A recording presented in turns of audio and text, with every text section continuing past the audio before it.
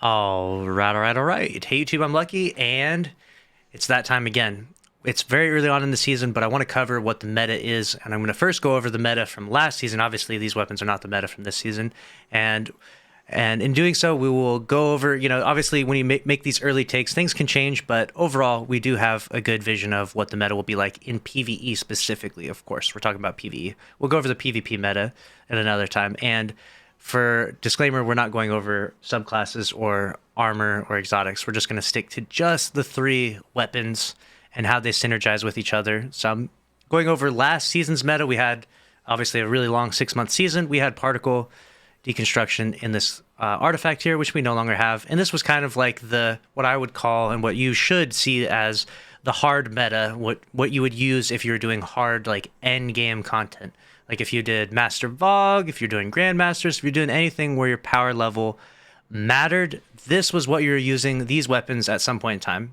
Namely, this Reed's Regret with triple tap firing line was really good. There were a few changes throughout the season, so if you didn't have that, Sleeper Simulant was definitely a decent substitute. This build right here was pretty common and extremely strong. So those two power weapons upon rotation. And then this Cartesian coordinate with Vorpal. Of course, you're rocking this bad boy. Melting bosses with that particle deconstruction. Those two weapons alone could melt pretty much everything.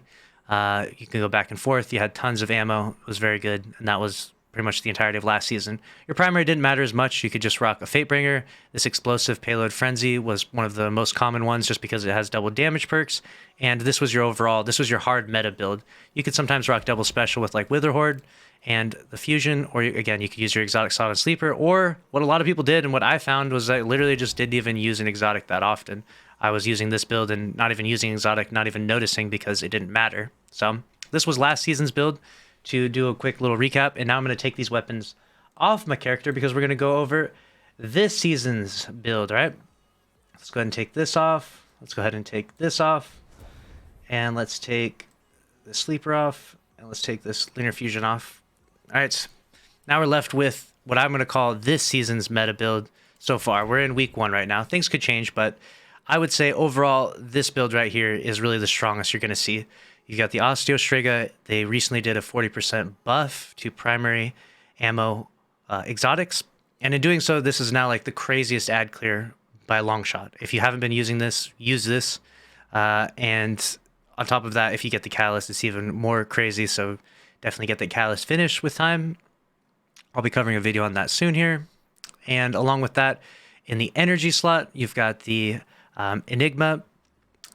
The glaive right here is really, really good with suppressing glaive in your artifact.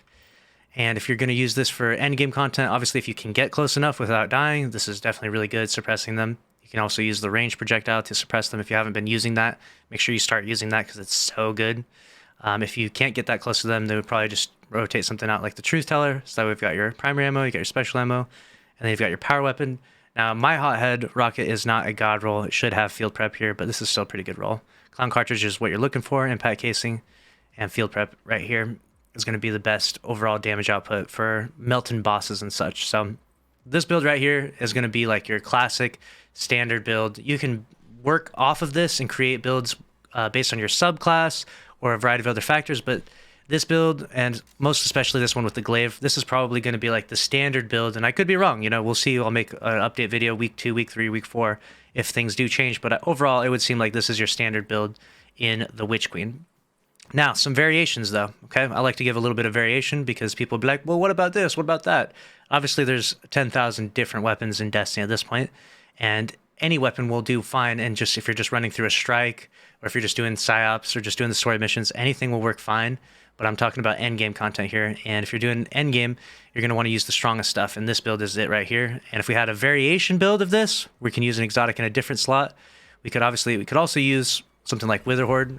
We could use the Funnel Web, and then this rocket as well. Again, we would do the Field Prep Clown. And the Funnel Web is really, really good if you get the right roll on it. This is not the right roll. Go with something maybe more like Subsistence, Adrenaline Junkie. It's just super strong. It's a void primer weapon, and it melts. It's like Recluse 2.0. I'm not going to go over all the details of why the funnel web is so good, but just know that the funnel web is definitely a decent substitute. It's Recluse 2.0, but it's not nearly as good because an exotic primary just melts through ads so much better, and it has the added benefit of literally being exotic and has all these crazy exotic perks. So just keep that in mind, that even Recluse 2.0, not as crazy as Osteostrega, but fun, definitely fun, but not as crazy as Osteostrega. So keep that in mind. Now moving on to the next, we could do ignition code for the blinding of the end game activity, end game ads, blinding those so they don't piles of ads, so that way they don't shoot you. We can go with the funnel web, and then we can do like Gallahorn on your team. This will be another pretty strong build. You'll probably want one Gallahorn on your team, and then like let's say you're doing the raid, right? You want one Gallahorn on your team, and then 5 of the hothead god roll people, like god roll hothead, firing at the boss. That'll be like insanely good damage output overall, especially with the Cloud Cartridge. You're going to have really amazing burst DPS with that. So it's definitely worth it, and definitely a really, really strong build to have that. So one Gallahorn person who wants, maybe got some guy on the team who wants to rock the funnel web, he likes the Recluse 2.0 a lot, he can do this. But the majority of people on your team will probably be rocking something just like this. This is probably the go-to build. And if you have to keep your distance, maybe something more like this. But that's my opinion on the meta. If you agree or disagree, feel free to comment down below. We'll see if I'm wrong. Only time will tell. We'll see what builds the world's first raid team uses in order to beat the raid. I have a suspicion, that a sneaking suspicion it'll be something like this, but again, we won't know until that raid's beat. So that's a wrap on this video. Make sure to subscribe with notifications on. If you did enjoy, smash the like button. I'll see you in the next one. Thanks for watching. Later.